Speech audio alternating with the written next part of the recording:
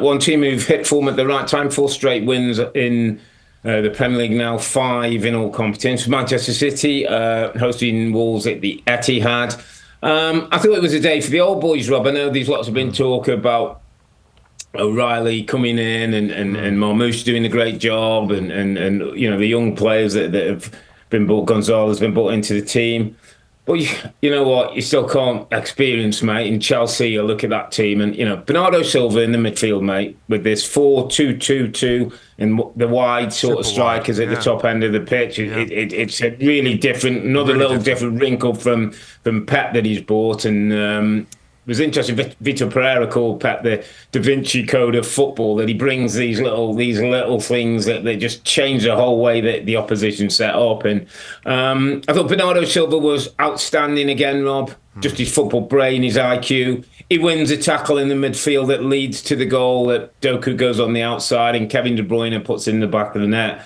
And it was a bit of an ode to those players who, listen, we know De Bruyne is going. It seems it won't be that long, maybe. Bernardo Silva, maybe another year for him, maybe, if they can hold on to him. But he's talking about going back to Portugal. They're going to be big boots to fill for this younger group, for the new revolution, for the next stage, Rob. And again, I'll go to the point, and I don't want to labour it too much, but a bit of news after the game.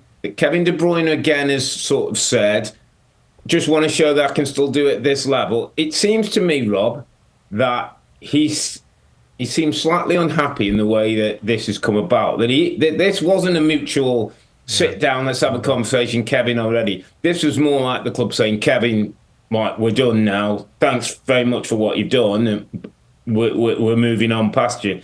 And it seems to me it's hurt him a little bit. Every chance he gets to say something about it, it's like he's getting it out there. No, it is something that we got to talk about, because he said something again.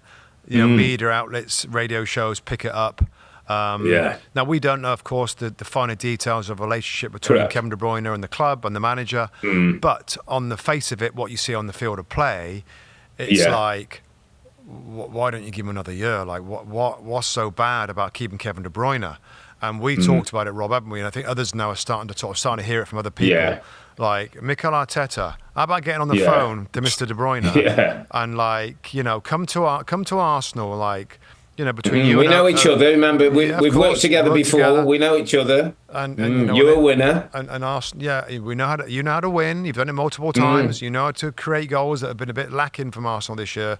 Who knows if that's going to happen or potentially happen? But the Kevin De Bruyne, and also, he's sort of saying, Rob, that I belong here. Like I can still do it in the Premier League. So others might come in for him. It just smacks of, wow, Man City, you missing a trick here. Like, why not? Unless Kevin De Bruyne is a little bit of a difficult guy on the training ground. Through training or something. I want to play all the time. He doesn't like being rotated. Well, we know he's got high standards, Rob, and we've all played with those kind of players who want things done. But that's never a bad thing, and that sets standards. Now, whether Pep feels with a new group, listen, every player has their time, and sometimes a player can become almost too big in the dressing room, and others kind of don't show out, don't get the best from maybe some of the younger players who feel a little bit in awe. So again, listen, there could be lots of different dynamics we don't know about, but it's absolutely certain that any chance Kevin De Bruyne can get it out there that, listen, this is not my doing, the club have made a decision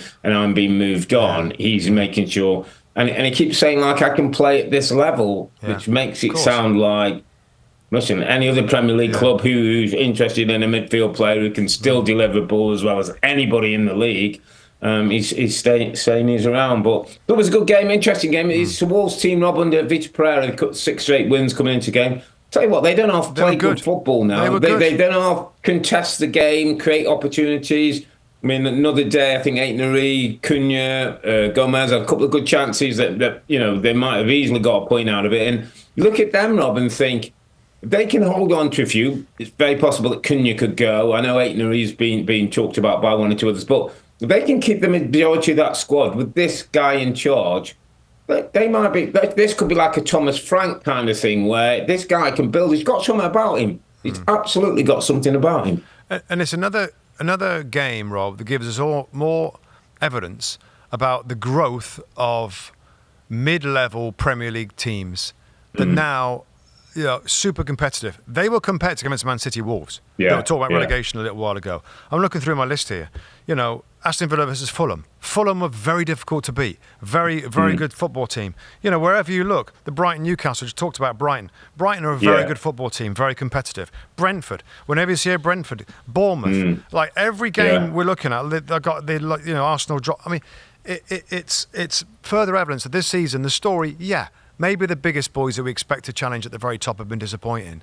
But the rise of the Bees, the Brentford, the Brightons, the Bournemouths, the Fulhams, the Crystal Palace is starting to, it's the Wolverhampton Wanderers. It's pretty impressive that the league now, these teams have established, Rob, they got revenues coming in, good strong revenues from the Premier League. They're adding good players. We're getting some of the best managers in the Premier League, and that's what's making better coaches, mid-level really hard. Yeah, absolutely. And maybe it goes back to why the promoted teams are finding it really hard to stay in a division because the mid-level teams, whatever you want to call them, it's got away from them. They got their in order, and there aren't many imploding Premier League teams that often go down. There aren't many of them. So it's good. It's a good league. It is a good league. And Man City get the win, 1-0 win, the De Bruyne goal, good enough for all 3 points. An important win for them to come to third place. And I think both you and Tim particularly felt like City look like they're going to see themselves into a top 5 spot now. And 2 more wins. The FA Cup final to come. I think 2 more wins and they're in it, I think. In the FA Cup final against Palace, they win that. All of a sudden, it doesn't quite look as bad a season as many were predicting, since that poor start. Hi, I'm Rebecca Lowe, and as we head towards the end of an exciting Premier League season, make sure you like and subscribe on the NBC Sports YouTube channel for more content like this.